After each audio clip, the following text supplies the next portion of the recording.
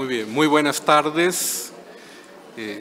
Para mí es todo un honor y un placer el darles la bienvenida a este panel que es parte del 10º Congreso Internacional de la Lengua Española. Sean todos ustedes muy bienvenidos. El mestizaje, sentido actual y perspectivas de futuro. Este es el tema que nos convoca esta tarde y que resulta, como es muy claro en nuestro continente, fundamental para acercarnos a cualquier intento de comprensión de nuestra realidad. El mestizaje nos constituye, nos atraviesa, nos define en todos los sentidos, biológicos, ¿sí? Biológicos, muchas gracias, y culturales. Pero esta tarde no me corresponderá a mí extenderme sobre este tema, porque para ello contamos con la presencia de nuestros panelistas, quienes sí lo abordarán desde muy diversas perspectivas. Contaremos con la participación de Pablo Caballero, quien es profesor, licenciado y doctor en Letras por la Universidad de Buenos Aires. Allí fue director del Departamento de Letras Clásicas y de la sección medieval del Instituto de Filología Clásica y profesor titular plenario de Lengua y Cultura griegas. También fue profesor titular ordinario de latín en la Universidad Católica Argentina y es miembro de número de la Academia Argentina de Letras desde el 2008 y su secretario general desde 2022. Entonces, bienvenido, don Pablo. Don Manuel Lucena Giraldo es investigador en el Instituto de Historia del Consejo Superior de Investigaciones Científicas de España. Fue agregado de Educación en la Embajada de España en Colombia. Es profesor de ensayo en la Escuela de Escritura de Penguin Random House y miembro del Consejo de Redacción de Revista de Occidente. Además, es miembro correspondiente de la Real Academia de Historia, la Academia Colombiana de Historia y la Academia Europea. Don Carlos Toranzo Roca es máster en Economía por la UNAM, México. Ha sido profesor en la Universidad de Chile, la Universidad Católica de Chile, UNAM, UAM Xochimilco de México y Flaxo, Bolivia. Fue investigador asociado del IPPG Program, London School of Economics y la Universidad de Manchester. Fue director de las áreas económica y política de la Fundación Ebert Bolivia y del programa de investigaciones estratégicas PIEP. Autor de varios libros y centenas de artículos y actualmente es columnista del periódico digital Brújula Digital. Y finalmente, Liliana Irene Weinberg Marchevsky, quien es doctora en Letras Hispánicas por el Colegio de México y doctora honoris causa por la Universidad Nacional de Atenas. Actualmente es investigadora titular del Centro de Investigaciones sobre América Latina y el Caribe de la Universidad Nacional Autónoma de México y profesora de licenciatura y posgrado en Letras y Estudios Latinoamericanos también de la UNAM. Es miembro numerario de la Academia Mexicana de la Lengua. Actualmente participa en la Coordinación General de la Red Iberoamericana de Teoría y Estudios Literarios, Reditel, con sede en Málaga. Fungirá como coordinador de este panel don Carlos Herrera, quien realizó estudios en la Universidad Católica Santa María Arequipa, la Academia Diplomática del Perú, el Instituto Internacional de Administración Pública, París, y la Universidad de la Sorbona, París I, en donde obtuvo un máster en Relaciones Internacionales. Es embajador en el Servicio Diplomático del Perú, actualmente representante del Perú ante la UNESCO. Ha sido embajador en el Reino de los Países Bajos y en la Cancillería ha ocupado puestos directivos como los de director general de Asuntos Culturales y director del Centro Cultural Inca Garcilaso. Como prometí en un inicio, yo no me extenderé más y le cedo la coordinación a don Carlos Herrera.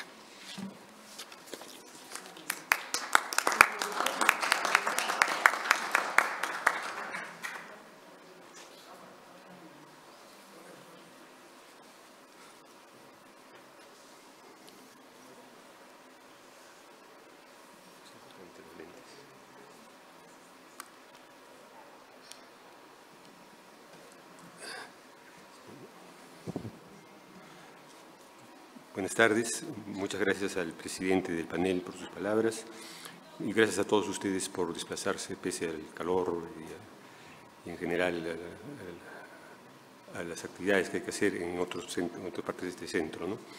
Este centro cultural. Como se ha dicho ya, el tema que nos convoca lleva el título El mestizaje, sentido actual y perspectivas de futuro. Yo no me voy a extender mucho en mi exposición para dejar la palabra a los verdaderos panelistas. Sobre el mestizaje, ya el doctor Sánchez ha explicado algunos de diversas dimensiones y problemas y ventajas que tiene la palabra. No voy a extender al respecto. Quizás sí un poco sobre el sentido actual. ¿Qué quiere decir esto, el sentido actual del mestizaje? Que debemos entender por esta formulación, en particular, el significado preciso en el marco de este Congreso de la lengua española. No está de más recordar que varias de las numerosas acepciones del polisémico vocablo sentido en el diccionario de la lengua española podrían aplicarse a este caso. Así hay acepciones como razón de ser, finalidad o justificación de algo. Otra, significado de una palabra o de un grupo de palabras. Otro, interpretación de que puede ser objeto un mensaje o una obra. O tendencia o intención de algo. Como se ve, el abanico es amplio de la ontología a la semántica. En todo caso, esta relativa indeterminación del concepto no deja de tener sus ventajas porque permite libertad de interpretación a los panelistas. Así, ellos evaluarán el tema planteado desde diversas perspectivas, el desarrollo histórico de la realidad mestiza, el debate de distintos marcos conceptuales para definir su sentido y proyección y el estudio de ámbitos específicos en que se manifiesta el mestizaje como el urbanismo, la política o la lingüística. Dado el corto tiempo disponible y teniendo en cuenta que deseamos escuchar sobre todo las ponencias de los panelistas, para lanzar el debate me limitaré a algunos apuntes sobre una de las dimensiones controversiales del tema. Desde el encuentro de los mundos de 1492, América se constituyó en el mayor territorio de producción de mestizaje. Pero muy temprano se dio también el conflicto en la interpretación de lo que ese mestizaje significaba en la construcción y desarrollo de las nuevas realidades políticas, sociales y culturales, teniendo en cuenta los paradigmas enfrentados de Garcilaso, Inca de la Vega y Guamán Poma de Ayala. El Inca Garcilaso de la Vega, por tantas razones mestizo primero y mayor de las Américas, reivindicaba orgullosamente su condición. A los hijos de español y de India, o de indio y española, nos llaman mestizos por decir que somos mezclados de ambas naciones. Fue impuesto por los primeros españoles que tuvieron hijos en Indias, y por ser nombre impuesto por nuestros padres y por su significación, me lo llamo yo a boca llena y me honro con él. Garcilaso no deja, sin embargo, de advertir que, comillas, en Indias, si a uno de ellos le dicen sois un mestizo, lo toman por menosprecio. Peor que menosprecio refleja la feroz diatriba de su coetáneo Felipe Guamán Poma de Ayala contra los mestizos. Mala casta en este reino, bravos y soberbiosos, haraganes, mentirosos, jugadores, avarientos de poca caridad, miserables, tramposos, enemigos de los pobres indios y de españoles, productos de los amores de las indias que prefieren a los españoles, incluyendo curas, a los indios, y se hacen grandes putas. Y así no multiplica indios en este reino, sino mestizos y mestizas, y no hay remedio. Las autoridades españolas parecían compartir la opinión de Guamán Poma. Hay tantos mestizos en estos reinos, escribía alarmado ya desde 1567 el licenciado Lope Guzmán de Castro, gobernador, capitán general del Perú y presidente de la Real Audiencia. Y nacen cada hora, que es menester que vuestra majestad mande enviar cédula que ningún mestizo ni mulato pueda traer arma alguna ni tener arcabuz en su poder, so pena de muerte, porque esta es gente que andando el tiempo ha de ser muy peligrosa y muy perniciosa en esta tierra. Un ilustre contemporáneo del licenciado Castro, Michel de Montaigne, tenía una opinión asaz diferente. Un hombre honesto es un hombre mezclado, diría en uno de sus célebres ensayos, imbuido del espíritu humanista y tolerante del sabio alcalde de Burdeos. Esta posición ha perdurado a lo largo de la historia y la literatura con un protagonista particularmente significativo, José María Arguedas. Ella célebre su discurso al recibir el premio Inca Garcilaso: yo no soy un aculturado, yo soy un peruano que orgullosamente, como un demonio feliz, habla en cristiano y en indio, en español y en quechua. Deseaba convertir esa realidad en lenguaje artístico y tal parece, según cierto consenso más o menos general, que lo he conseguido. En este punto, pues, dejo la palabra a nuestros panelistas para que desarrollen sus reflexiones desde la variedad de ángulos y perspectivas que imponen tanto el tema como sus respectivas especialidades. Comenzaremos entonces por Liliana Benga. Sí, muchísimas gracias. No sé si tengo que prender esto o algo así. Así. Muy buenas tardes, es un gusto muy grande estar aquí y retomar los diálogos que comenzaron esta mañana precisamente sobre el mestizaje. Mestizaje, síntesis o tensión. Es notable el cambio de perspectiva en el tratamiento del concepto de mestizo a lo largo de la historia hispanoamericana. Se pasó de su empleo como un término clasificatorio a su reconocimiento como un fenómeno propio de la experiencia americana, con una larga historia de reinterpretaciones que puede seguirse a través de los documentos y de los ensayos. Interesante es también el paso de una concepción negativa del mestizo, como la que aquí acaba de citarse, a una concepción positiva, seguida de un enfoque crítico del término.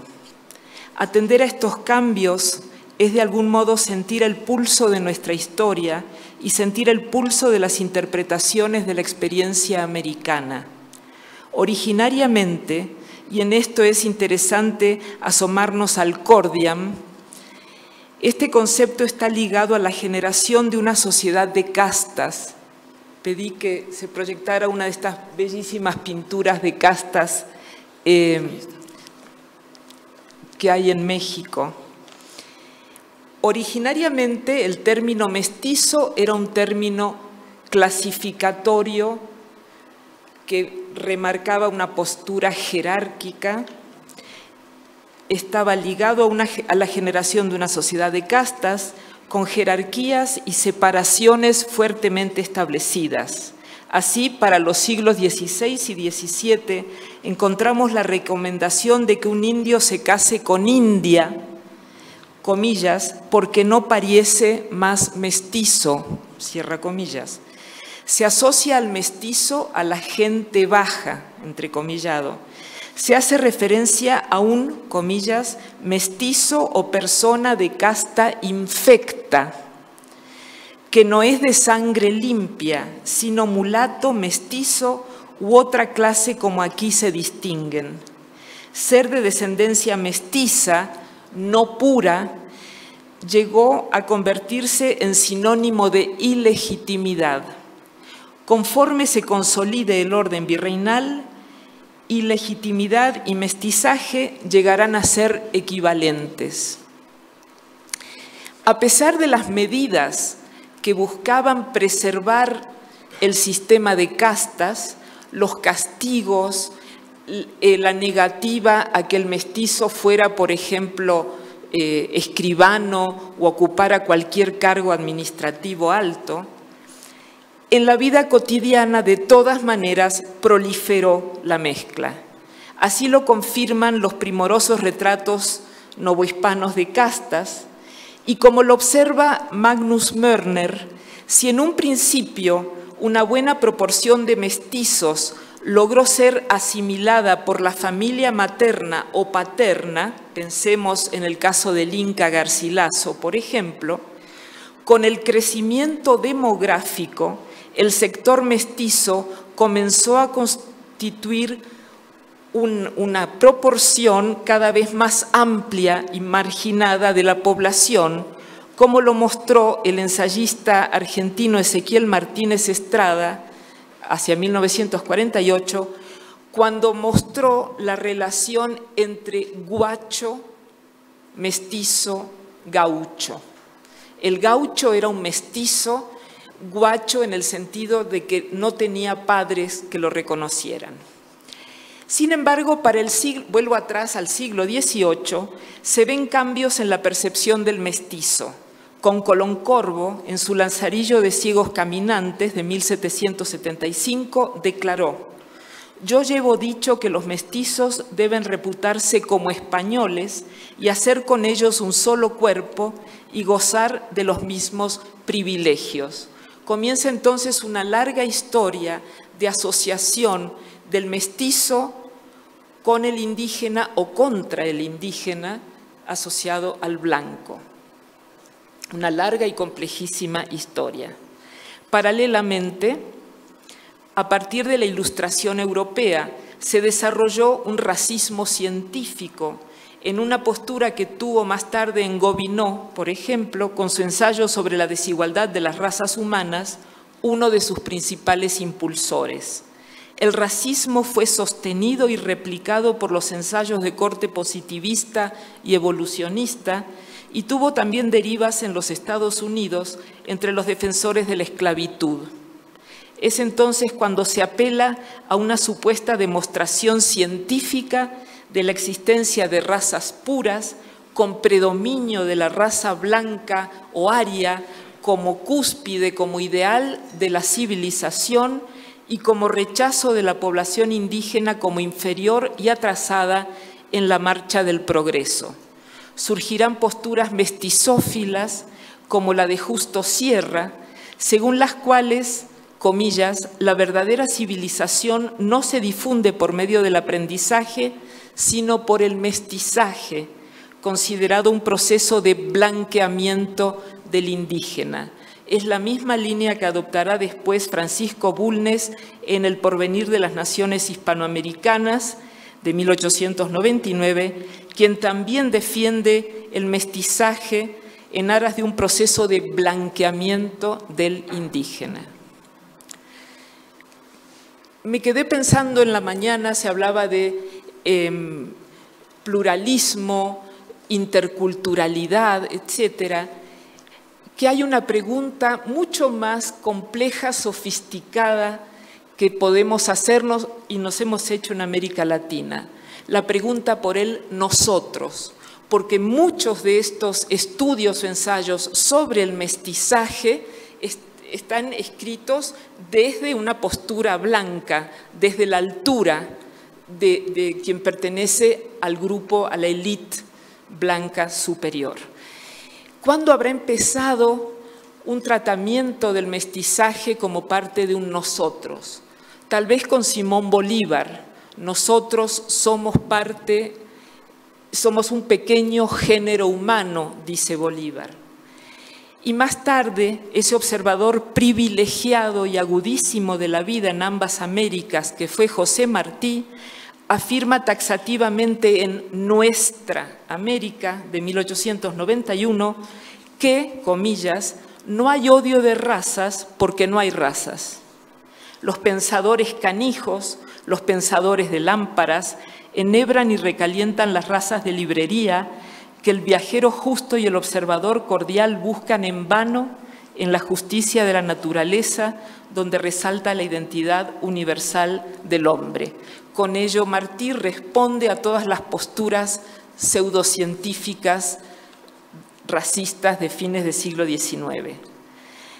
A principios del siglo XX veremos un desplazamiento de las teorías racistas en favor de las teorías que se suele llamar racialistas, moderadas o culturalistas.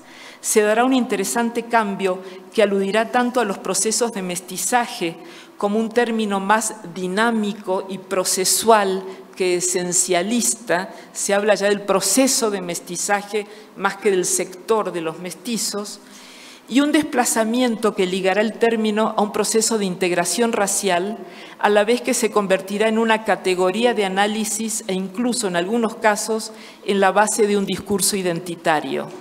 Como respuesta a las posturas positivistas racistas, surgirán las posiciones espiritualistas e incluso espiritistas, como lo muestra la estudiosa Alejandra Maile, al hablar de la defensa del mestizaje como una forma de superar y ofrecer una síntesis de la fragmentación sociocultural que impide la consolidación de la unidad nacional. Ejemplo de ello son los ensayos del argentino Ricardo Rojas, de Manuel Gamio y José Vasconcelos en México, de José Uriel García en el Perú. En Rojas y Vasconcelos, por ejemplo, el esoterismo se presenta como un modelo teórico privilegiado para dar cuenta de la dinámica del mestizaje cultural. El caso de la raza cósmica de Vasconcelos, obra que hoy cumple 100 años, en este año se cumplen 100 de su aparición, es particularmente interesante en cuanto incluye una serie de complejas operaciones en las que los conceptos de raza y mestizaje son tratados de manera literal y metafórica a la vez, y en que se observa un desplazamiento del concepto de raza como cuestión biológica en favor del concepto de una raza iberoamericana, tal como estaba circulando en las iniciativas de reconciliación de América con España que surgen a partir del 98. En contraste con estas posiciones que buscaron en el mestizaje la conciliación y superación de las diferencias raciales, otros ensayistas enfatizaron la tensión, la imposibilidad de una síntesis. Tal es el caso de Bernardo Canal Feijó en Argentina, Fernando Ortiz en Cuba, Gilberto Freire en Brasil. Al proponer el concepto de transculturación, Fernando Ortiz, quien en sus primeras obras sobre las culturas negras en Cuba había mostrado una postura racista, desplazó el debate hacia el plano cultural, enfatizando el carácter dinámico y procesual del encuentro de etnias y culturas.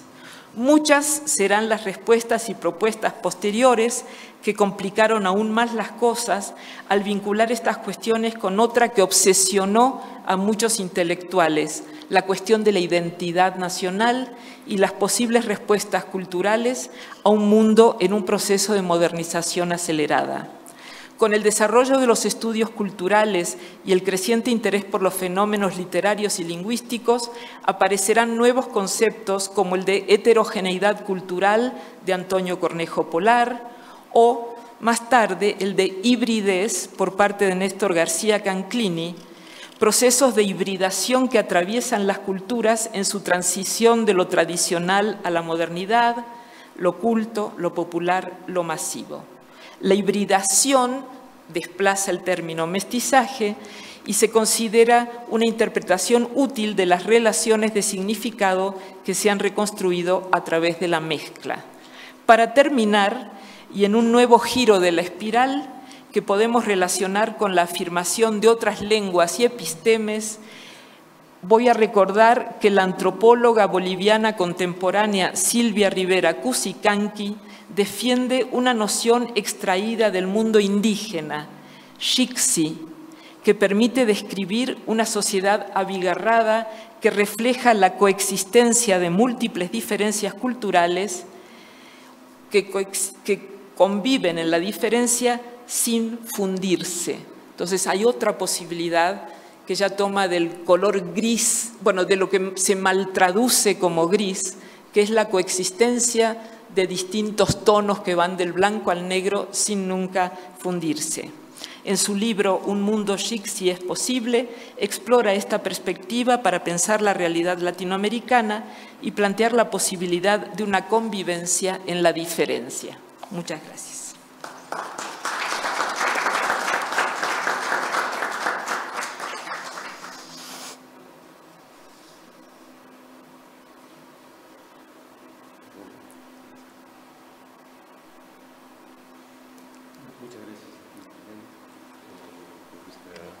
Gracias por esta exposición que tiene demasiadas cosas para discutir. Una capacidad de resumen muy grande. No, pero no es un peyorativamente. Lo que pasa es que necesitaríamos realmente profundizar en 5 o 6 conceptos. Sí. Pero por lo menos vamos a profundizar en alguno de ellos, porque el siguiente orador será el doctor Carlos Toranzo Roca, que viene de la Universidad Boliviana. Entonces, creo que pueden... Muchas gracias. Soy una oveja negra en este congreso porque no soy filólogo, lingüista, cuentista, literato ni novelista. Lamentablemente soy economista. Yo voy a hablar sobre el reconocimiento de los múltiples mestizajes en Bolivia. Como número 1, comentaré que en el siglo XIX los sectores aristocráticos eludían ser parte de los mestizos. Pero cosa idéntica hacían los habitantes del mundo rural, campesinos o indígenas. Punto 2. Muestro cómo la Revolución Nacional de 1952, la más importante después de la Revolución Mexicana, apostó por la construcción de un modelo de mestizaje homogéneo, parejo para absolutamente todos. 3, hablo, y acá está Silvia Rivera incluida en parte, de los catarismos intelectuales indígenas que en su intento de visibilizar a los indígenas en Bolivia, en realidad permitieron la visibilización de un país de mestizos, pluriétnico y pluricultural. 4, visito al movimiento al socialismo de Evo Morales, que en este mes cumple 20 años de gobierno, que trató de mostrar a Bolivia como un país de indígenas, con el intento de invisibilizar a los mestizos. Y 5, un corolario de lo más breve. El proyecto del MAS de etnización del país chocó contra la pared porque no hay más discurso etnicista en Bolivia. Lo que resalta es la existencia de centenas y diversidades de mestizajes. Ese es el corolario actual. Tomo una introducción. Durante 2/3 partes del siglo XX, muchos bolivianos han vivido el complejo de sentirse puros, sin mezcla. Algunos se sintieron españoles. Otros decían, no estamos mezclados, somos campesinos o indígenas del Ayllu original. Y bueno, nos remitimos también a decir que no había un impulso a sentirse puros. Existía cierto empuje para entender la homogeneidad. El ideal de la aristocracia boliviana era que desaparezcan los indios. Y el ideal de los indios, que desaparezcan los aristócratas, en justa contraposición. Punto 1. La revolución de 1952 y su apuesta por un modelo de mestizaje homogéneo para toda Bolivia. El desarrollo del mercado y del capitalismo en el siglo XX ha empujado a la construcción de muchas homogeneidades. Y esa revolución, ya se los dije, pretendía la construcción de un país, de un mestizaje totalmente homogéneo, donde se borre la diversidad. Se vivía el intento de homogeneización industrial y el ensayo de la estandarización socialista, fenómenos casi paralelos. La revolución fue muy profunda, pero no podía estandarizar todos los niveles de vida. Su proyecto de industrialización homogénea y de hacer uniforme la cultura tenía que ir al fracaso. Pero existían antojos de estandarización obreristas, socializantes en la época. Habrían querido ver a todos los bolivianos con un overol de obrero. Y la burguesía tampoco admitía la diversidad. Excluía a los indígenas y a los obreros. El país, Bolivia, por no respetar la diversidad, no observó la potencialidad de todos sus actores. Pero a pesar de todas las negaciones, nadie quedó puro. Todo se ha construido combinando, haciendo una coctelera. En Bolivia decimos cholificando. Es la mezcla de cerveza con Coca-Cola. Y cholificando absolutamente todo. Y yo creo que se fue construyendo la diversidad más por el lado de la cultura que por el lado del poder político. La historia ha probado de todo lo diferente. Su resultado es no sepultar a nadie. Su producto es reproducir múltiples culturas, pero entrelazadas las unas con las otras. El reclamo de la existencia de raíces culturales no puede ser entendido en Bolivia ni en ningún lugar como arcaización, sino solo como punto de partida. Y no puede haber modernización de la sociedad hacia un solo camino. Todo se hace mezclando, cholificando, admitiendo la diversidad. La vida no mantendrá las autoproclamadas purezas, nos hará mestizos de un mundo contemporáneo, global. Por eso esa apuesta de la revolución del 52 fracasó. Punto 2. Los catarismos de Tupac Katari, los movimientos indígenas y la visibilización de lo plurimulti, es decir, de lo pluricultural y de lo pluriétnico. Una discusión, y la decía la ponente anterior, que hace parte de la polémica y en Bolivia en los últimos 50 años, radica en definir qué es el boliviano, qué nos hace comunes. No hay todavía respuestas convincentes. La disconformidad respecto de las respuestas es porque se trató de definir la identidad en mayúsculas, como algo único, como algo singular, cuando en realidad en este tema hay que recurrir a lo plural, a las múltiples identidades. Difícil hablar en singular cuando además en Bolivia ha sido inconcluso el proceso de la creación del Estado Nacional y cuando todavía no se ha construido un nosotros común. Pero sin comezclas raciales, culturales, políticas, no habrán generado algo común, valores, complejos, anhelos. ¿Quién puede asegurar que las repúblicas se definen solo por las diversidades? Nada. Es un punto de partida importante postular que no hay un nosotros común en Bolivia, pero es más certero decir, no se lo ha construido plenamente. Esto es mucho más delicado. Hay parte de esa construcción. La mayoría de la población se siente boliviana. Esos son los nexos de comunidad que se han construido en la historia. No es despreciable que en Bolivia todos canten el himno nacional o tengan respeto por la bandera tricolor y no por la huipala, que es una cosa muy nueva que trató de introducir el MAS en estos últimos 20 años. Podrán decir que esta construcción del mestizaje ha sido hecha por los poderosos, por los dueños del poder. Sea así o no, es una realidad y no un concepto abstracto. No tenemos los bolivianos que tener temor a señalar que tenemos rasgos comunes y que lo único que caracteriza a Bolivia son sus diversidades. Son ambas cosas. Somos comunidad y somos diversidad. Las identidades no solo son referencias al pasado. La idea de referencia a lo originario es una mirada que privilegia el pasado, pero allá no es suficiente.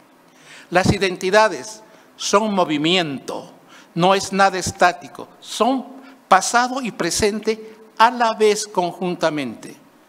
Lo originario siempre se ha estado modificando, ha estado viviendo un proceso de mestización y de desarrollo de interculturalidades. Es que los procesos históricos no dejan incólume a nadie. Nadie se petrifica en lo que era antes. ¿Quiénes han sufrido esos procesos de mutaciones culturales y sociales? Solo los originarios. Españoles, criollos, cholos y decenas de mestizos. Nadie es idéntico a lo que era en el pasado. Todos son y somos diferentes. Los cataristas, en 2 años de prédica, hasta los años 90 del siglo pasado, posicionaron la idea de la diversidad. Alentaron la comprensión de la multiculturalidad y la plurietnicidad. Ese es su gran mérito. Pero la paradoja de su trabajo, que iba para reconocer a los indígenas, en realidad visibilizó a los múltiples mestizajes. Esa es la paradoja del movimiento catarista. Para los indigenistas, posicionar lo mestizo tiene un objetivo perverso: ocultar los temas étnicos a los pueblos originarios, olvidar las ciudadanías colectivas. No es así. Lo plurimulti expresa los múltiples mestizajes, la convivencia entre múltiples mestizos, campesinos, pueblos originarios. Ese plurimulti no se limita a los mestizos, habla también de los campesinos y de los originarios. 3. Hablo del MAS de Evo Morales, de mostrarnos un país indígena y su intento de invisibilizar a los mestizos. El MAS, con su líder Morales, subieron al poder el año 2006. Le pusieron un piso más al nacionalismo revolucionario, ese que había hecho Lázaro Cárdenas y que hizo en un momento la Revolución Nacional. Pero le agregaron un discurso indigenista. En 2009 sustituyeron el Estado republicano por un Estado plurinacional basado en la existencia de 36 naciones, 30 de ellas sin población. Mostraron al mundo equívocamente un país de mayorías indígenas. Postularon que desarrollarían un modelo social comunitario. No funcionó, porque la mayoría de los bolivianos no creen en la reciprocidad ni en el ayllu, creen en el mercado, son neoliberales. Los sectores populares no desean que el Estado toque nada de sus negocios. Por eso el paradigma del vivir bien no funciona. Funciona el paradigma del vivir mejor ligado a la lógica del mercado. La discursividad política jerarquizó con Morales lo étnico, pero descuidó los múltiples mestizajes. Enfatizaron la etnización de la política y con esto incorporaron nuevos elementos a los racismos. Si hace 30 años algunas élites sociales se creían blancas y no contaminadas con el proceso de mestizaje, en el siglo XXI con Morales inventaron un país de mayorías indígenas no mestizas. Sobre pretexto del tránsito a la multiculturalidad o interculturalidad, nos condujeron a la monoculturalidad aymara, solo lo aymara. Nadie tiene una sola identidad. Cada sujeto es muchas cosas a la vez. El ser boliviano y mestizo significa un equipaje de muchas cosas culturales, costumbres, anhelos, sueños. Quienes empujaron a la etnización de la política forzaron a comprendernos como indígenas, ocultando la construcción de múltiples mestizajes. Las discursividades étnicas... ¿Cuánto? Lleva 12 minutos. 12 y acabo. La paradoja de la historia es que esto no ha funcionado. Y cierro con un corolario para que el moderador no me regañe como a un mestizo.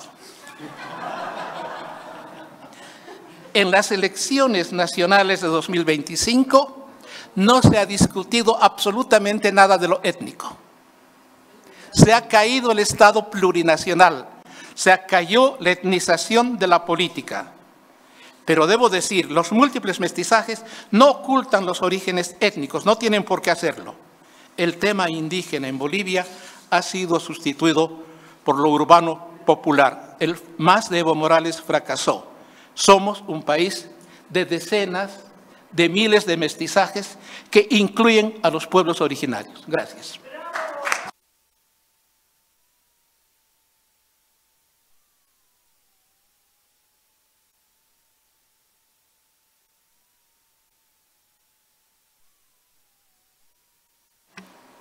Muchas gracias, doctor Torranzo, por esta ilustrativa estudio de caso, ¿no? que nos ha ofrecido. Habrá tiempo de comentarlo quizás más adelante, preguntas del público e intervenciones suyas.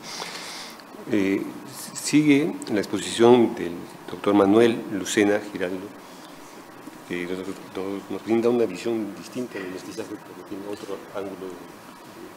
Bueno, muchísimas gracias. Nos vamos a ir para atrás en el tiempo, pero no tanto. Muchísimas gracias. Es un honor compartir esta mesa con ustedes. Mi aportación tiene que ver con la historia urbana del mestizaje hispano. ¿Dónde ocurre todo esto? En ese sentido, es una aproximación que intenta ser histórica y que tiene que ver con agarrar las cosas, los entornos y las geografías.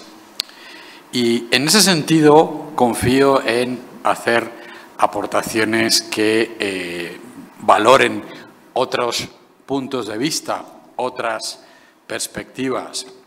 Por eso me gustaría comenzar recordando un artículo de Antonio Tovar. Antonio Tovar fue un académico de la lengua, un estudioso, un pensador, un personaje extraordinario. A los 30 años, no está nada mal, a los 30 años don Antonio Tovar decidió retirarse del mundo. Hay que decir que él fue, entre otras cosas, el traductor de la entrevista que tuvo lugar en 1940 entre Francisco Franco y Adolfo Hitler. Así que a los 30 años supongo que había muchas cosas que le enviaban en la dirección de dedicarse al estudio y a el mundo del pasado y de las lenguas. Lo que quiero señalar aquí tiene que ver con un artículo que él publica en 1970, Lo medieval en la conquista y otros ensayos. Es una pequeña pieza maestra, como tantas obras de Antonio Tovar, que tuvo una enorme experiencia del mundo americano y que francamente les dice algo que yo creo que encaja con lo que usted acaba de plantear. Oiga, ¿ustedes quiénes se creen que son? ¿Ustedes se creen que son tan distintos? ¿Se creen que son tan raros? ¿Se creen que son de otro planeta? Lo que ocurre con América, plantea Antonio Tovar de manera intuitiva, tiene que ver con que América se desconecta del gran núcleo de civilización euroasiático y africano. Decimos los historiadores globales, unos 30.000 años antes de Cristo, y se reconecta, vamos a decirlo así, a partir de 1492. En realidad, lo que plantea don Antonio Tovar tiene que ver con los antecedentes fuera del entorno geográfico determinista y de los nacionalismos republicanos del siglo XIX. Dejémonos de mitologías, nos diría don Antonio Tovar. Antes hay laboratorios. Los laboratorios, lo dijo mi querido maestro John Eliot, en el caso de Inglaterra tienen que ver con la colonización de Irlanda, en el caso de Portugal con Azores y Madeira y en el caso de la corona castellana con las Islas Canarias. En un desarrollo de una expansión marítima en la cual Europa, una pobre y superpoblada península de Asia, pone en marcha eso que llamamos la primera globalización. Y hay dos modelos, un modelo de expansión marítima a la portuguesa y hay un modelo inevitable, lo medieval en la conquista de América, que tiene que ver con la ciudad. La monarquía española se convierte de 1520 en adelante, la conquista novohispana mexicana y es la pieza fundamental e inmediatamente después la peruana en una monarquía de ciudades. Porque el territorio se organiza mediante ciudades. En medio hay fronteras, hay pactos, hay negociaciones, hay tragedias, hay cautivos, cumbres, todo aquello que ustedes quieran sumar.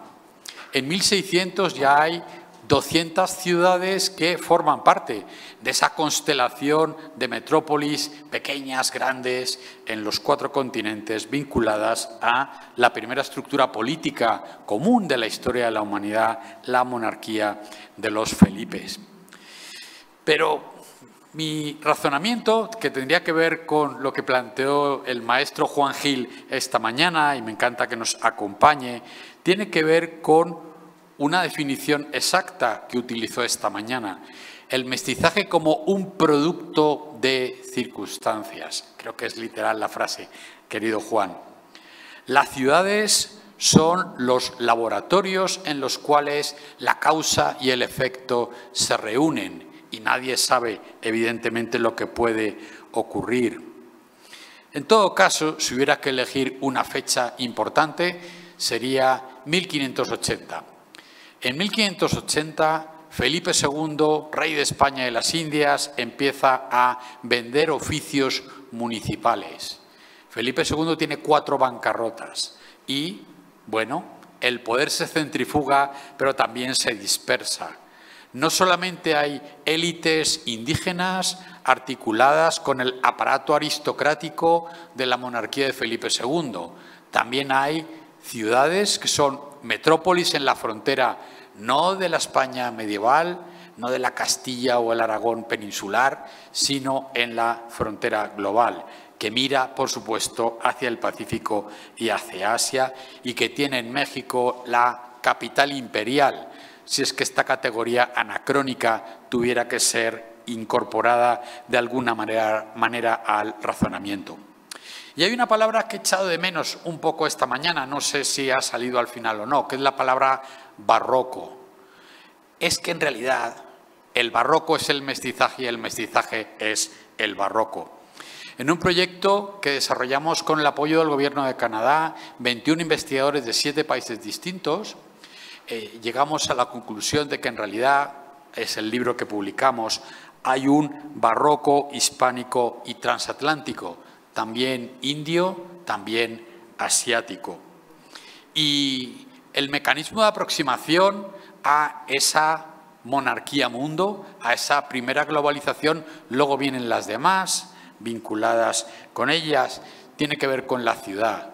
Y en la ciudad es donde ocurre el grado cero de la fricción cultural, étnica, emocional, biológica e imaginativa. A mí me gustaría, en los 2 minutos que me quedan, recuperar algunas categorías. Indios forasteros, tengo 3 minutos. Los indios forasteros. ¿Quiénes son los indios forasteros que están en las ciudades indianas, en las metrópolis barrocas? Indígenas que ya no viven en sus comunidades para no pagar impuestos, que huyen, que se mueven, que son migrantes de la globalización moderna. También hay blancos de orilla. El término es fantástico. ¿Quiénes son los blancos de orilla? En Venezuela son los canarios, generalmente. El blanco de orilla es un blanco que quizás es pobre, es migrante, vive entre zambos, entre esclavos africanos antiguos, entre artesanos, se mueve en los intersticios. Quizá, si consigue fortuna, va a poder comprar una cédula de gracias al sacar, es decir, un certificado de blancura legal, que por supuesto en la América española de finales del siglo XVIII formaba parte del escenario de las, me resisto a utilizar la palabra identidad, pero de las identidades políticas. Espacio, circularidades, interrelaciones y el barroco como principio de la realidad del mestizaje, o el mestizaje como, bueno, expresión legal y política del barroco. Y, por supuesto, la Constitución de Cádiz de 1812 como final de ese experimento del barroco y del mestizaje. Bueno, ¿qué pasaba con la ciudadanía? La nación española en ambos hemisferios, europeo y americano. Todos los indígenas, por supuesto, eran españoles. Todos los peninsulares también lo eran. Y los descendientes de africanos sí pasaban por una trayectoria de mérito. En Guatemala, cuando se produjeron las elecciones a los diputados de Cádiz, hubo una revuelta popular porque algún malintencionado que no sabía de barroco ni de mestizaje pretendió limitar el derecho al voto. Quizás en ese contexto, en lo que intentamos en nuestro proyecto de investigación, pensar el mestizaje es pensar en el barroco y en sus sólidas huellas en el mundo actual, en la globalización actual. Ese es el mundo que nos ha precedido. Quiero terminar con una frase de Serge Grusinski, que ha hecho tanto para alumbrarnos estas perspectivas. Los mestizajes no son nunca una panacea, pero otorgan el privilegio de pertenecer a varios mundos en una sola vida. Ya lo sabían hace 200 o 300 años. Muchísimas gracias.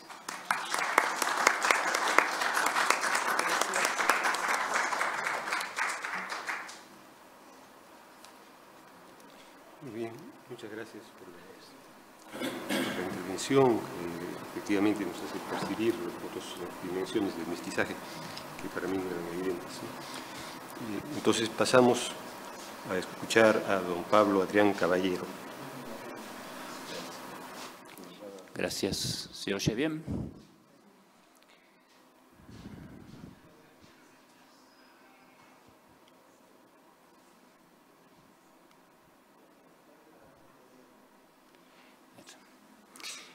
Vamos a seguir con los temas socioculturales, pero esta vez encarados de una cuestión lingüística. Espero que no se aburran demasiado.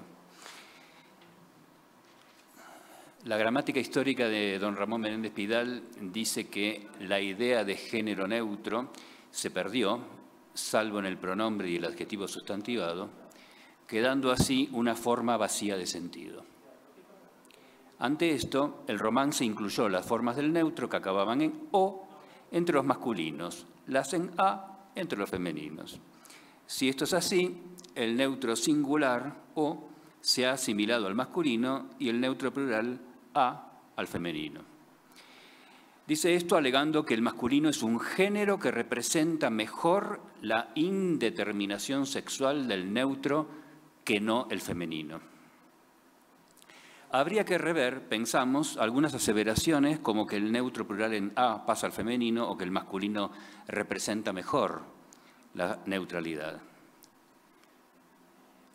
Hay que prestar atención a sustantivos terminados en ta, derivados del griego tes, como sufijo de oficio, los cuales, a pesar de su terminación en a, pueden ser masculinos o femeninos. El dentista, la dentista, el periodista, la periodista, el economista, la economista. Así como los terminados en ma, del griego ma neutro, no siempre son femeninos, poema, por ejemplo, se deriva de esto que la desinencia a no implica necesariamente feminidad, al menos en los sustantivos, y que su masculinidad se debe a razones de historia de la lengua y puede ser adaptada a la expresión de feminidad con solo cambiar el artículo. Muy bien señala Menéndez Pidal que los sustantivos neutros plurales no pasaron al español con la forma latina en a, sino con un morfema de plural aplicado a la forma singular. El neutro singular pratum dio prado, pero el neutro plural prata da prados. En cuanto a los adjetivos, dice Menéndez Pidal que el adjetivo romance no recuerda la forma especial del adjetivo neutro latino. Aquí debemos reflexionar sobre esta afirmación. La cuestión radica en algo esencial: ¿de dónde derivan las palabras españolas? Menéndez Pidal y otros sostenían que de la forma del caso acusativo. Otros lingüistas ampliaron eso a una síntesis de los casos. Nosotros estamos en la corriente que sostiene que la derivación desde el griego y desde el latín al español se hizo a partir del tema básico que ofrecía el genitivo. Homo hominis da hombre, no estrictamente a partir de hominem, acusativo, sino a partir del tema de genitivo que transformó is en e. Entonces, si aplicamos este punto de partida al sistema del adjetivo, vemos que el adjetivo español no olvidó la forma latina. En los adjetivos de primera clase con 3 terminaciones latinas, masculina, femenina y neutra, como bonus, bona, bonum, la derivación fonética llevó a que el tema en o, común al masculino y al neutro de segunda declinación, tema de genitivo bon, confluyera en una sola forma, bueno. En los adjetivos de segunda clase declinados por tercera declinación ocurre algo similar. Dulcis, dulce, una terminación masculina y femenina y una neutra para el nominativo, pero genitivo dulcis para los 3 géneros, da dulce sin distinción formal del género. Es lógico esto porque los géneros masculino y femenino no diferenciaban forma ya en latín y el género neutro confluye en el mismo resultado, pero no olvida su forma originaria. Estas formas de adjetivo en e, pues, no generan problema en cuanto al género porque valen para todos los géneros. El problema está en los adjetivos derivados de la primera clase latina. Las formas masculina y neutra confluyen en una misma forma española porque tenían el mismo tema morfológico en latín. ¿Cómo se las distingue? Si bien el español no tiene sustantivos neutros con una morfología propia, sí tiene pronombres demostrativos y artículos que, en singular, distinguen los 3 géneros. De tal modo, será adjetivo masculino el de las frases «este niño es bueno» o «el hombre astuto», y será adjetivo neutro el de las expresiones «eso es malo» y «lo astuto», aunque las formas coincidan. No se trata de usar el masculino por el neutro o la forma masculina con un sentido neutro, sino de que ambas formas, masculina y neutra, coinciden. En cuanto al plural, se requiere una explicación más porque el español conserva, como acabamos de decir, artículos y pronombres neutros, lo, esto, eso, aquello, ello, pero solamente en singular. El español creó sus artículos a partir del pronombre demostrativo de lejanía, ile, ila, ilud, a través de aféresis o de apócopas. El, la, lo, confer, el, ella, elio. Pero las formas del plural, tomadas de los acusativos y los y ellos, y las y ellas, no podían generar una forma neutra plural, pues tanto el nominativo cuanto el acusativo eran illa, forma que coincidía con la femenina singular y habría dado también la o ella, con la consiguiente ambigüedad. Si se puede decir lo bello para el neutro singular, no es posible decir la bella para el neutro plural. Debemos generar una perífrasis con el término femenino cosa en plural que adquiere un sentido abstracto general. Sin embargo, o sea, las cosas bellas. Sin embargo, así como no se pudo considerar neutras plurales formas tales como humana, alta, buena, porque coincidían con la femenina singular y se las pluraliza con la perífrasis femenina las cosas, para expresiones abstractas, el neutro singular, lo humano, lo alto, lo bueno, se pluraliza en referencia a entes concretos con un recurso morfológico habitual. Confer, el perro, los perros. El prado, que era neutro, los prados. Es decir, añadir al neutro singular el morfema de plural, de modo que decimos los humanos, los altos, los buenos. Pero la expresión los humanos son inteligentes no es machista ni heteropatriarcal, porque no está refiriéndose solamente a varones, sino que allí es una expresión neutra que incluye a varones y mujeres. Cuando Menéndez Pidal dice que el género masculino representa mejor la indeterminación sexual del neutro, está interpretando que el masculino simplemente absorbe al neutro, cuando nosotros pensamos que el adjetivo neutro subsiste coincidiendo con el masculino singular y adaptado en el plural según las reglas morfológicas. El género marcado, el que necesita una distinción, es el femenino, como así lo es también el número plural. Por ello, Alicia Zorrilla, aquí presente, a propósito de la pretensión de ser lingüísticamente inclusivos escribiendo una arroba, un asterisco, una X o reemplazando la O por una E, señala, el masculino genérico o masculino gramatical ya es inclusivo, ya cumple esa función como término no marcado de la oposición de género. Si se dice, los hombres no son inmortales o el hombre no es inmortal, se sabe que ese sustantivo hombre en singular o en plural se refiere a todos los humanos, mujeres y varones, pues si solo se refiriera a los varones, cabría la posibilidad de que las mujeres sí lo fueran y vivieran eternamente. Está claro que pretender que los humanos son buenos solo puede referirse a varones, es tan impropio cual pretender que la humanidad solo se refiere a las mujeres por ser un sustantivo femenino, como también criatura, eminencia, persona, víctima, etc. Sin embargo, aunque es aceptada esta explicación del masculino genérico, pensamos que ella es ineludible en la interpretación de un singular. El humano es bueno, el hombre es mortal. O en la de un sustantivo común en plural, los hombres son buenos. Pero es innecesaria en la interpretación de un adjetivo plural, los humanos son buenos, porque estas formas, humanos y buenos, pueden ser una expresión morfológicamente neutra plural creada a partir del neutro singular.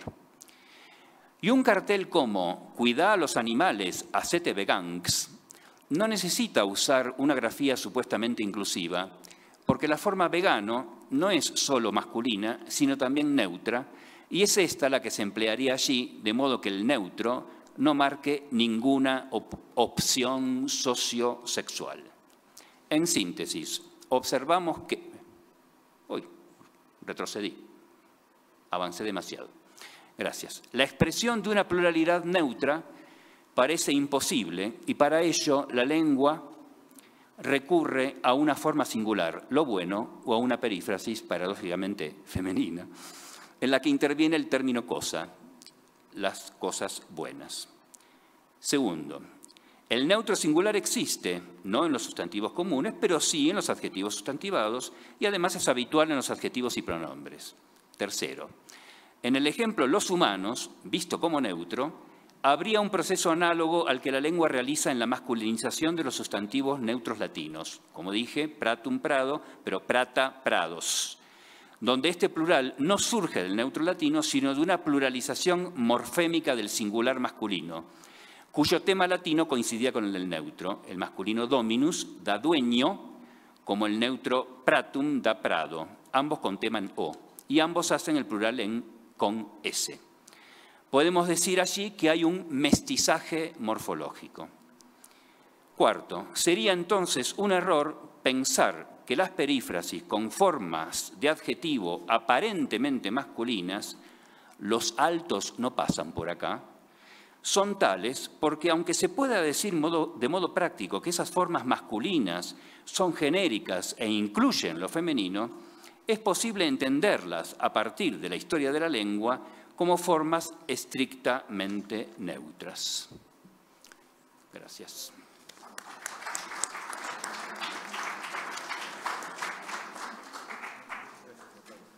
De nada. Gracias a Pablo Caballero por su exposición. Nos quedan, creo que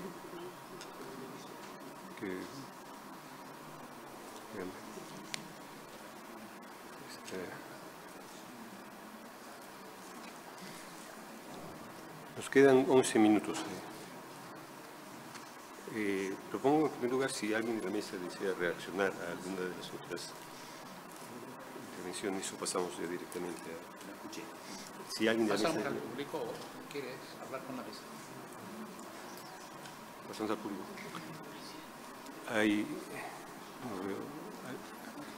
¿Alguien desea formular una pregunta, intervenir?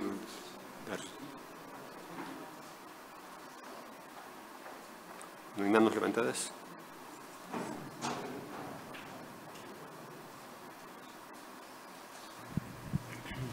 Bien, quisiera agradecer a los panelistas porque nos han demostrado con sus exposiciones tan puntuales que la historia del mestizaje es la historia de América.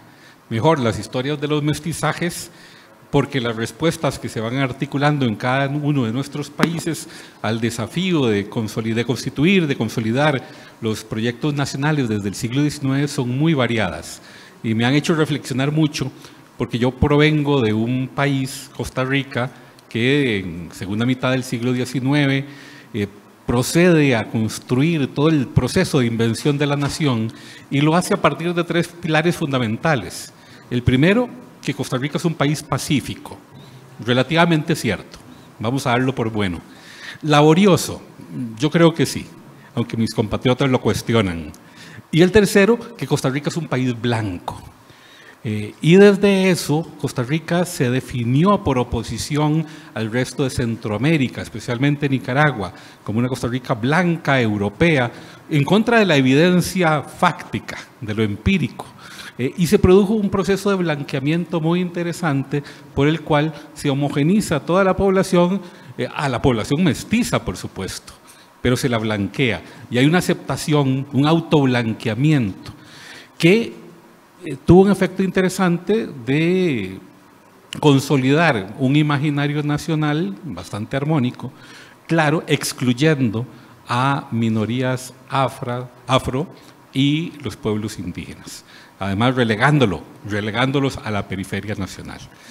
Es un tema que se arrastra, que nos atraviesa, que nos constituye, como los decía desde el inicio, y que ustedes lo actualizan.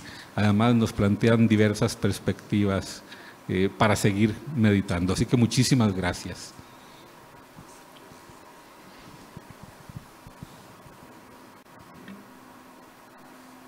Una anécdota. Cuando se recurre a la autoidentificación, los que se autoidentificaron más como indígenas en Bolivia fueron los sacerdotes catalanes indigenistas. Esas son las paradojas cuando hay el exceso de la ideologización de estos temas. Creo que no es bueno ni idealizar lo indígena ni lo mestizo. Sacar de las ideologías porque llegamos a absolutismos que conducen al racismo.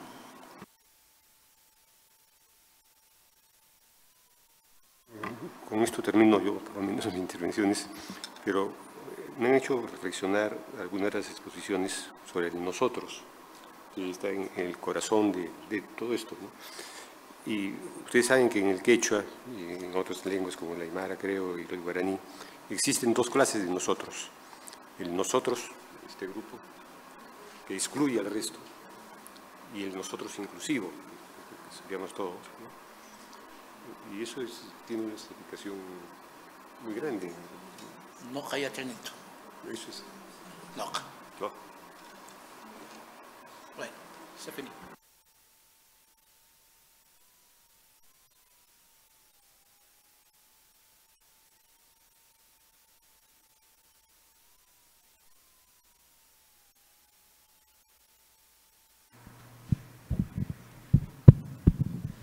Muy buenas tardes, saludar a todos los panelistas, muy impresionante el conocimiento que ustedes dan y que creo que esta cumbre se hace muy interesante, pero bueno, yo vengo del Cusco, donde de repente esto no se hubiera podido dar porque conozco a la gente en Cusco.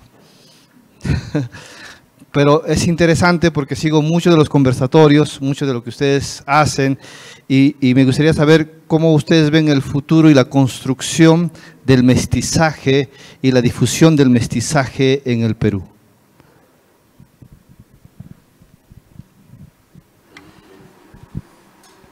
¿Puedo hacer un comentario? Desde el punto de vista del análisis del contexto en el que estamos, que es un contexto de globalización acelerada e impactos asimétricos, lo que sabemos es que donde hay mayor densidad de intercambio, donde hay un nodo de intercambio, dicen algunos sociólogos, seguramente por ahí va a haber una conexión más moldeable, más fácil de gestionar a los grandes cambios que la globalización nos impone. Lo que quiero señalar simplemente es que el mapa postnacional tiene que ver seguramente con esos entornos de globalización acelerada en los cuales el acceso a los flujos acelerados de la globalización van a marcar de manera más clara las agendas de las ciudades. Yo diría que, por supuesto, es maravilloso estar en Arequipa, bueno, respirar la generosidad con la que nos están tratando y, bueno, en los países latinoamericanos actuales, yo siempre la pregunta que hago es ¿dónde está el país? ¿Dónde está realmente Perú o dónde está Colombia, no?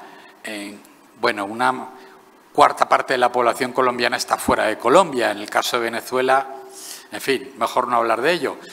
Otros muchos sitios.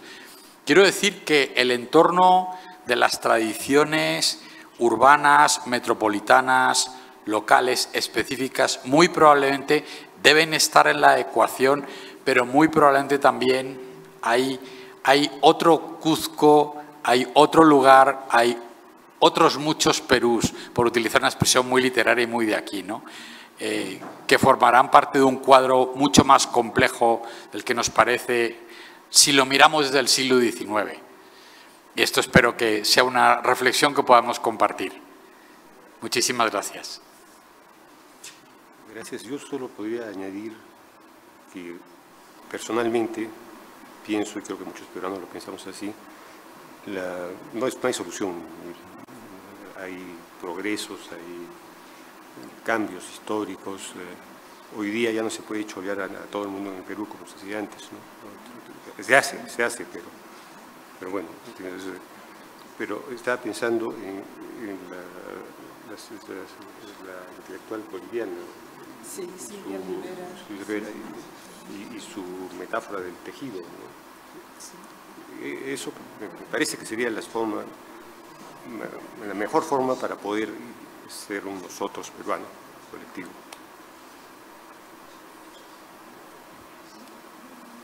Bueno, por compartir también la reflexión. Uno sale aquí a la calle y la gente conversa, la gente se mezcla, la gente se mira. Vaya fuera de acá, pasee por América del Norte ahora mismo y a ver si usted encuentra lo mismo. No lo va a encontrar, no lo va a encontrar. Creo que eso dice algo, ¿no? Sí, creo que lo que ha surgido en esta mesa es la complejidad del tema, los distintos niveles desde los que puede abordarse, mestizaje morfológico, por ejemplo, es decir, analizar ciertos fenómenos lingüísticos como mestizaje, pero también la idea de mestizaje racial, que es la que ha quedado superada una vez que queda superada la idea de raza. Y sin embargo, muchos grupos políticos se reapropian de la idea de mestizaje. Gloria Anzaldúa se llama a sí misma la chicana new mestiza, por ejemplo. Hay grupos de intelectuales afrodescendientes que vieron en la propuesta de mestizaje de Vasconcelos una salida política importante para su propia identidad. Entonces, las múltiples lecturas del término mestizo, los distintos niveles en que se puede analizar, los usos políticos, los usos jerarquizantes, en fin, es un tema de enorme complejidad que no ha quedado agotado. No ha quedado agotado. Nosotros sí.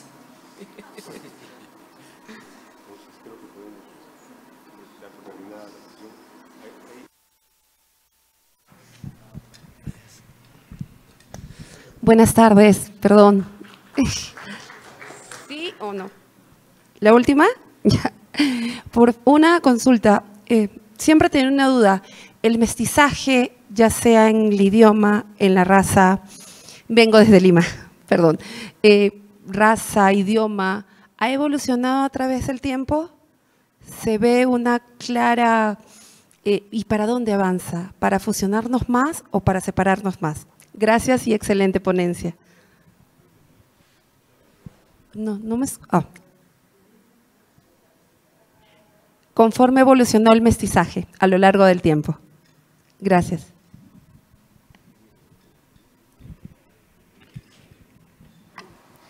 Hay progresos incluso en la utilización de términos despectivos, ¿no? Que vienen desde la época de Garcilaso. Creo que hay estamos en la Ciudad Blanca, ¿no? La Ciudad Blanca se llama así por el color de sus muros que vienen de la lava volcánica de la que está hecho el sillar. Pero también se llama Ciudad Blanca porque había una proporción importante de población de origen europeo y no tanta de población indígena, autóctona. Entonces era un fenómeno un poco en la sierra del Perú. Pero esa Ciudad Blanca, como ustedes también pueden ver cuando pasean por aquí para allá, no es el caso, ¿no? Ya no es una ciudad racialmente blanca. Los propios procesos internos de migraciones han llevado a que efectivamente Arequipa se haya peruanizado, ¿no? Y esos procesos van a seguir. Yo supongo que a cabo de un momento, en unos años, ya no habrá mestizos, o mejor, perdón, habrá solo mestizos. Quizás sí es el caso ahorita, ¿no? Porque todos. Entonces sí, yo pienso que hay una progresión, hay una vía, pero bueno, siempre hay excepciones.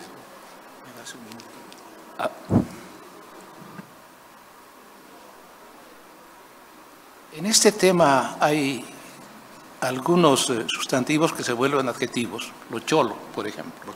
Lo cholo. Hace 40 años que yo comencé a escribir sobre las burguesías cholas en Bolivia. Es decir, sobre los sectores que provenían de origen aymara, sectores populares que se volvieron los grandes empresarios de Bolivia. La sociología boliviana no me admitió el tema porque creía que la burguesía tenía que ser blanca, blanca y radiante como la novia. Y no hay tal. Las grandes burguesías de ahora en Bolivia son las burguesías cholas, las del gran mestizaje. Y justamente por pelear con toda esa sociología, yo que apellido Toranzo, he sacado durante 20 años mi columna como Cholanzo, para reivindicar esto, que no es despectivo, sino ya es un fenómeno sustantivo en Bolivia. Un comentario, si me permite, sobre lo lingüístico que preguntó la colega. La historia de las lenguas demostrarían que las lenguas se van diversificando, diferenciándose. Eso llevaría a separación, grieta, término que en la Argentina es muy doloroso.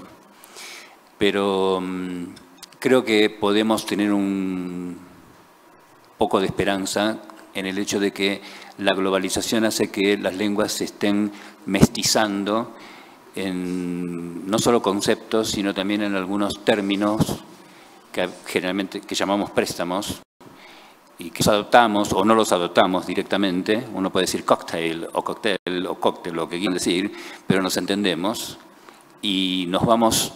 Ah, esto también se dice en tal dialecto, ¿eh? Ustedes usan tal cosa. Y nos vamos, a pesar de las diferencias, nos vamos conteniendo, que es un poco lo que buscamos, ¿no es cierto?, con toda esta labor de las academias, del Instituto Cervantes, pero fundamentalmente de las academias, que mantengamos, más allá de las diferencias y de las pequeñas diversidades, una unidad de comprensión. Y tendríamos que lograrlo también, por supuesto, entender, al menos en mi caso, entender a un chino me resulta imposible. Pero quizás algunas palabras vayamos incorporando y eso nos acerque en vez de alejarnos. Gracias. Ahora sí, creo que ya. Sí. Gracias. Nuevamente muchas gracias a todos y todas.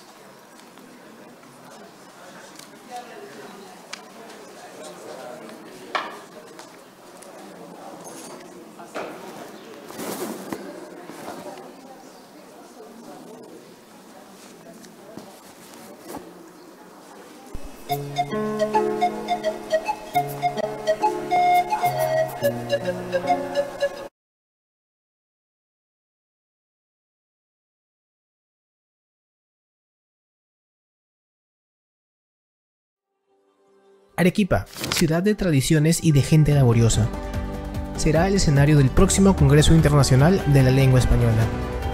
Reflexionaremos sobre un idioma que une y hermana. Nos reuniremos del 14 al 17 de octubre, aquí en Arequipa, para celebrar nuestra lengua.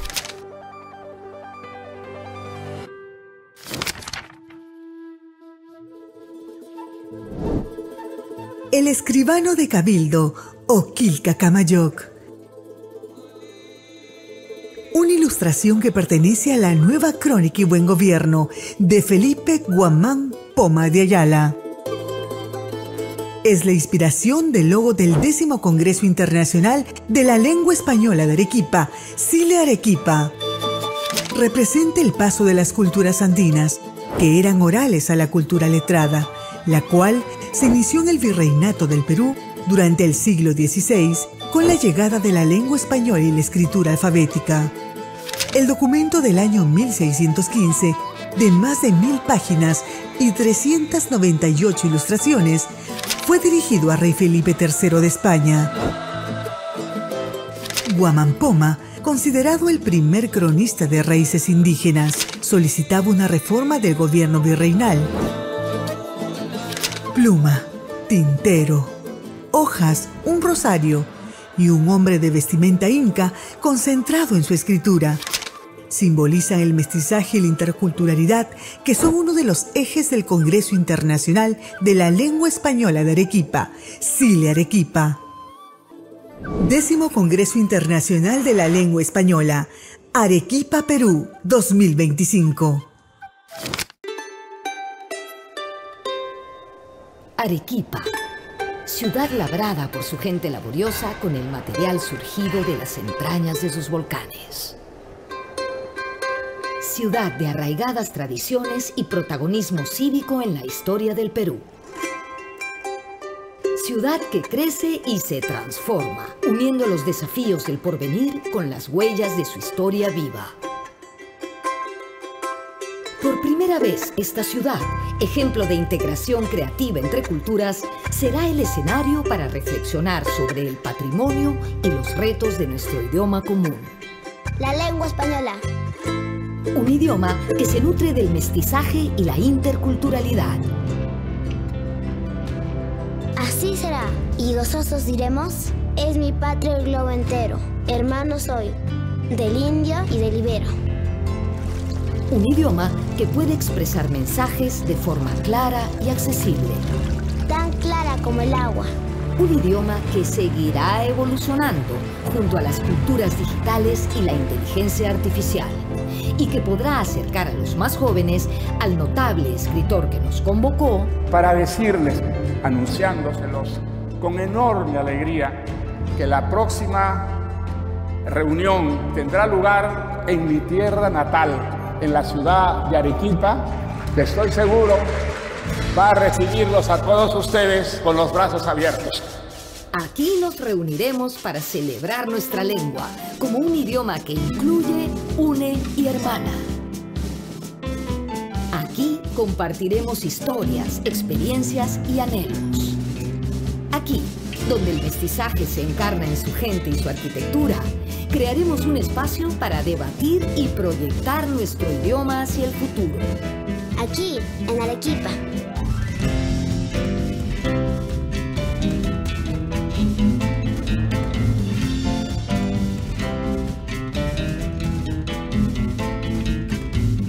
Décimo Congreso Internacional de la Lengua Española. Arequipa, Perú, 2025.